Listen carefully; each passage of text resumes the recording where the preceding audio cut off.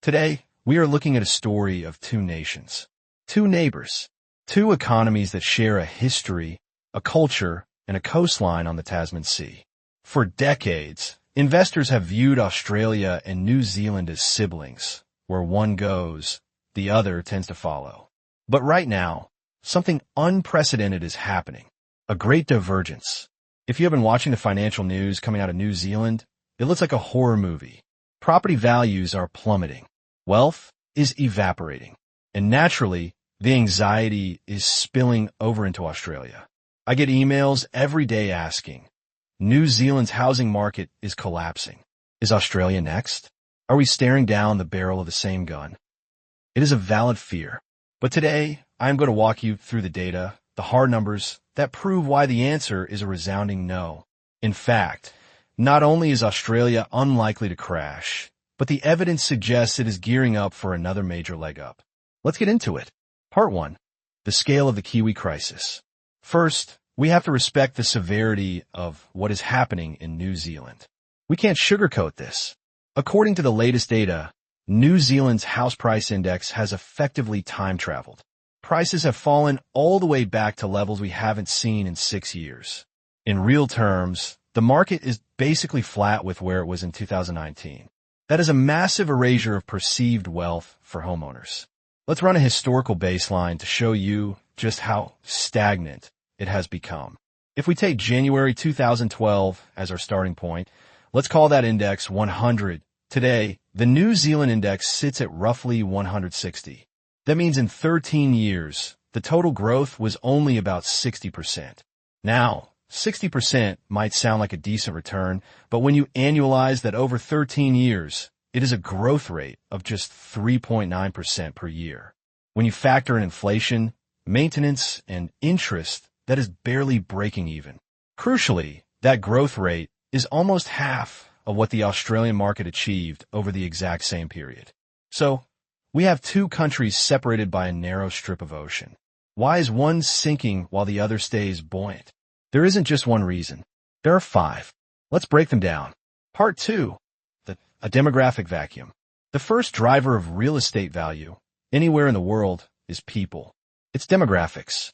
And this is where the paths of Australia and New Zealand diverge most violently. Right now, New Zealand is experiencing a severe population bleed. There is an agreement between the two nations that allows citizens to live and work freely in either country. It was designed to be a fair exchange, but economic gravity has turned it into a one-way street. Australia's economy is simply larger, more robust, and more active. As a result, we are seeing a mass exodus from New Zealand to Australia. But it's not just anyone leaving. New Zealand is losing its youth. They are losing the young, ambitious workforce, the exact demographic that usually forms the next generation of homebuyers. Why are they leaving? It's simple, money. If you look at the construction industry, for example, wages in Australia are vastly superior. A builder or tradesperson can move from Auckland to Sydney or Melbourne and potentially earn 2 to 3 times their current salary. When the wage gap is that wide, loyalty to your home country gets tested. So, New Zealand is effectively exporting its housing demand to Australia. They're sending us their most capable, creditworthy young people. Now, flip the lens to Australia. While New Zealand shrinks, Australia is in the middle of a population explosion. Since the pandemic ended, Australia has seen an unprecedented intake of people. We have international students returning, skilled migrants filling job vacancies, and humanitarian intakes. Add natural population growth to that, and the curve is almost vertical. To give you a sense of scale, Australia's total population has now hit 27.5 million. That is an increase of 2 million people compared to pre-pandemic levels. Think about that for a second. 2 million extra people. That is roughly the equivalent of adding an entire new city the size of Canberra to the country every single year. Even if these newcomers aren't buying houses on day one, they need a place to sleep. They enter the rental market, driving vacancy rates down well below the long-term average of 3%. This pushes rents up, which improves yields for investors, which supports asset prices. So, point 1, New Zealand has a demand drain. Australia has a demand shock. Part 3, the economic fortress. Let's move to the second pillar, the economy. There's a misconception that the Australian and New Zealand economies are clones of each other. They aren't. New Zealand's economy is heavily concentrated. It relies on a few key pillars: agriculture, tourism, and construction. When you have a narrow base, you are fragile. If one pillar wobbles, the whole structure shakes.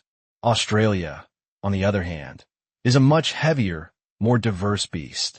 Yes, we have agriculture and tourism, but we also have a massive global mining sector. We have a highly developed financial services industry. We have world-class education exports and a booming healthcare sector. This diversity creates resilience. It creates a floor under the housing market because employment remains strong across different sectors. The economic mass of Australia simply dwarfs New Zealand. Part 4. The supply side paradox. Now, this third point is my favorite because it is so counterintuitive.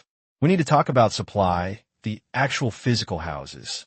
During the pandemic, the two governments took very different approaches to construction, and those choices are playing out now. In New Zealand, the government went all in on stimulating supply. They slashed red tape and encouraged a building boom. Developers went into a frenzy. It was a universal development period where everyone was building. The result? They overbuilt.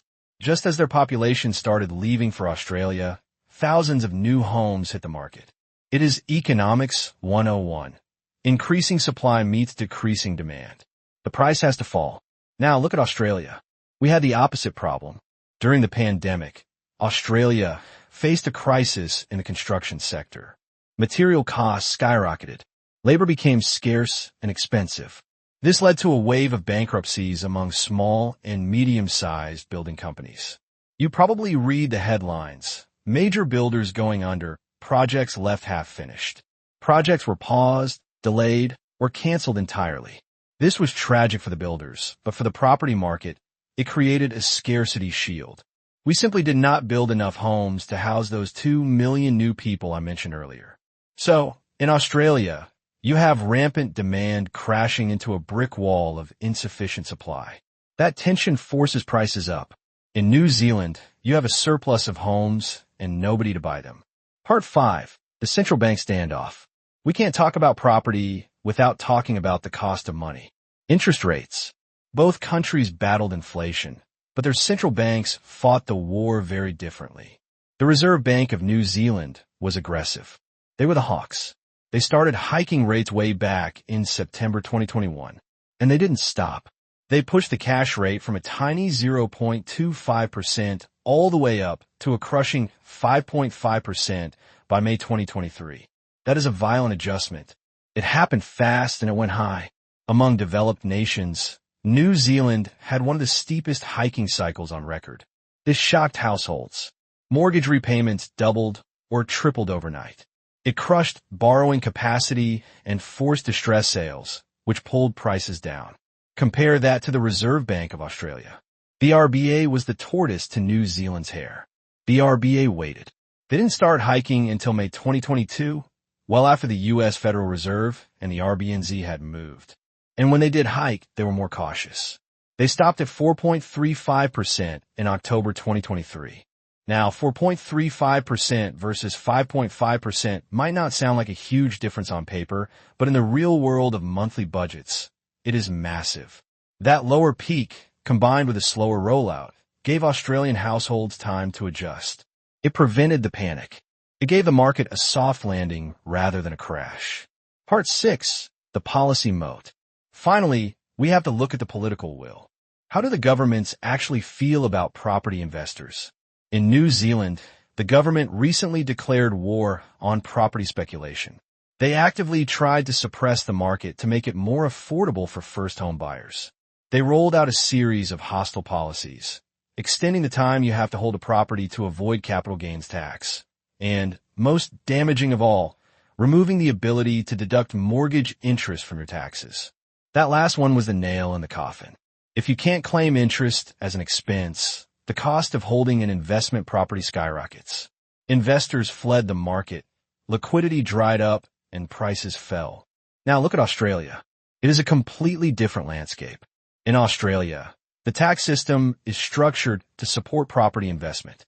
We still have negative gearing, the ability to offset investment losses against your wage income. We still have the capital gains tax discount. For middle to high income earners in Australia, property isn't just a home. It is a primary vehicle for tax management. The government has kept these incentives firmly in place. But they didn't just protect investors. They're also juicing demand for buyers. The Australian government recently introduced the 5% deposit scheme for first home buyers. This allows people to enter the market with much less capital, effectively leveraging up with government backing. This policy acts like rocket fuel. It brings a whole new cohort of buyers into the market who would otherwise be locked out. It adds liquidity to the bottom of the pyramid, which pushes up values across the board. Conclusion: the verdict. So, let's summarize the scorecard. On the New Zealand side, we have population loss, a narrow, fragile economy, a massive oversupply of new builds, aggressive interest rate hikes at 5.5%, and a tax system that punishes investors. The result? A market correction that has wiped out 6 years of gains. On the Australian side, we have population booming, more than 2 million people, a diverse, resilient economy, a critical undersupply of housing due to builder insolvencies, more moderate interest rates at 4.35%, and a tax system that rewards investors and subsidizes first home buyers. The result? A market that is not only resilient, but likely poised for growth.